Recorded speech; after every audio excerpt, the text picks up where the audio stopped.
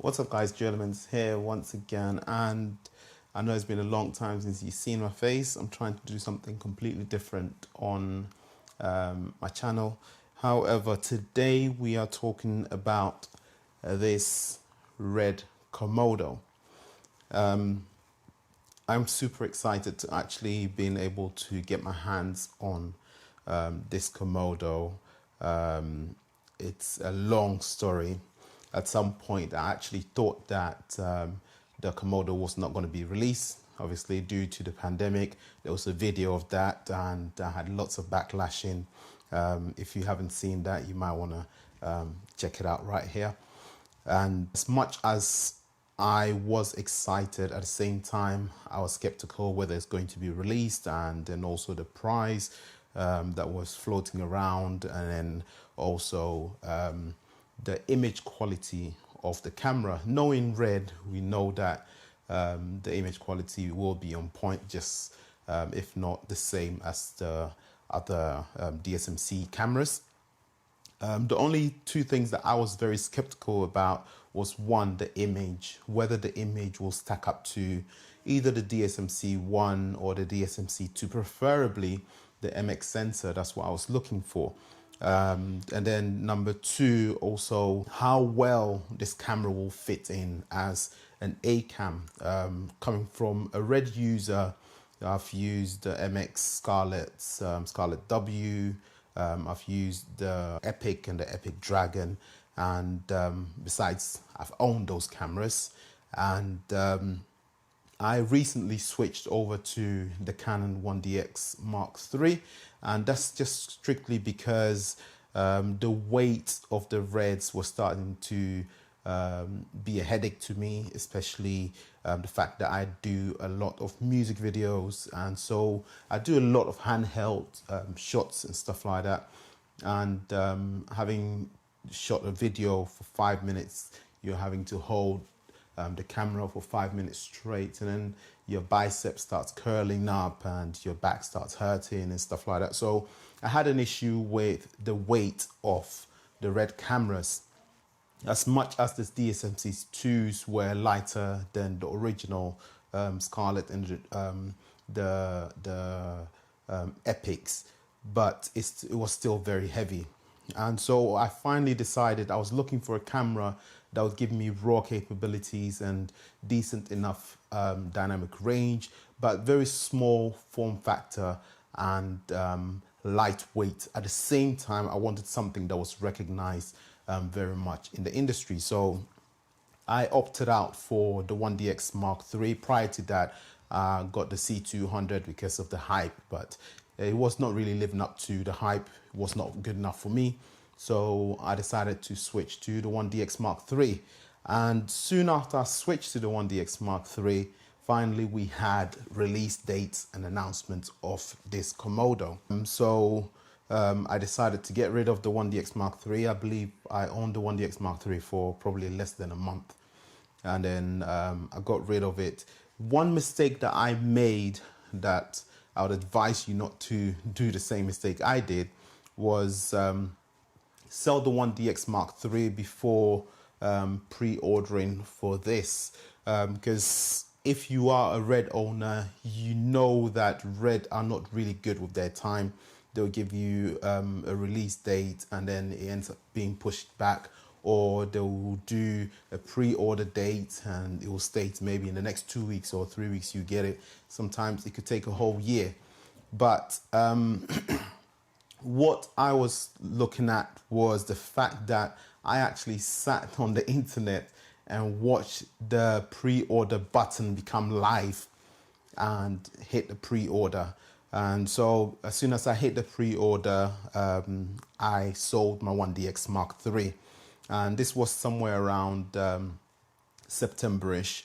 And I had 4 projects that was lined up and were supposed to be shot probably about 2 weeks or so after I placed the order of the Komodo, and whilst I sold my 1DX Mark III, which was really stupid for me to do. But as you know me and familiar with my channel, the way I get hold of new cameras is because I get rid of the older ones and then put money into it and invest into a newer camera.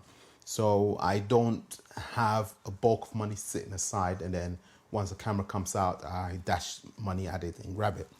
So I had to sell the 1DX Mark III in up front and then place the pre-order for the Komodo. Hopefully it will get there in time. I had one project cancelled because of that reason. I was promised weeks and weeks that it was coming. It was coming, and it took about four weeks or 5 weeks there and about before I got my hand on the Komodo. So I lost 2 projects during that 5 weeks wait, and I finally managed to get my hands on this. So I'm speaking from experience as using this because I've used it on 2 projects. I've used it on a couple of YouTube music cover uploads. I've uploaded that on this channel as well. The link is here again if you want to see some of them. And the image quality, it's, to me, to be honest, it's more looking like DSMC2 image. It's not as much of a DSMC1 kind of image. It's more of the DSMC2, a little bit digitally, not really organic as the DSMC1s are. And so the image does the job. Again, you have all the benefits of the R3D files. And one thing, talking about R3D files, what I have noticed is with the previous DSMCs and the DSMC2, you do get that icon of the red with the red logo on the files as a file, but that doesn't show up on here. I don't know whether that's an update or whether the file icon format has changed or whatever, but it does not show up with the files from the Komodo when you load it onto your computer. Another thing as well, the ergonomics of this camera to me is just spot on. To me, it's just spot on. One, the weight is just so much beneficial, and definitely this can cut as an A camera because, as you can see, I have completely built it up with the tilter cage, and obviously I can put back here a V-lock battery with the tilter adapter if needed. I can slap on a matte box. I've attached a small HD 502 bright. So literally this can work as an A camera because it's red, it's R3D. You're shooting at a high 16 stop dynamic range, and then also you're shooting at a very high compression ratio and resolution, which is 6K. Talking about resolution, one thing that I've noticed that a lot of people who are reviewing or talking about this camera don't mention is that the Komodo shoots at 6K, it shoots at 5K, and then 4K and 2K. So there is 5K capability in this camera, which is a lot of the time more than enough. Because people tend to mention the 6K resolution and then jump straight to 4K and the 2K. They never seem to mention the 5K for some reason. But yes, the 5K resolution here is spot on. It's very, very clean, very, very nice. The one thing that I wish that would be delivered very soon is the variable ND filter adapter by Canon. So if that comes on there, then this is literally a run and gun camera. At the moment with this build up, it's a little bit heavy, but once it's stripped down like this, then it becomes a very, very nice small DSLR kind of feel. To be honest, this on its own with 2 batteries and a 35mm lens, this camera weighs, if not the same as the 1DX Mark III. And this is a 6K cinema camera. So definitely it's something that is worth considering. If you are looking at something small and yet very, very powerful, definitely want to look at the Red Komodo. Currently, I don't know what's happening with orders and deliveries. As far as I'm concerned, there is only a handful of people that actually have this production unit, including myself. I love this camera. That's all I can say. I can 100% vouch that if you invest in this camera, you will not be disappointed with your money. One thing I have noticed is it drains a lot of battery.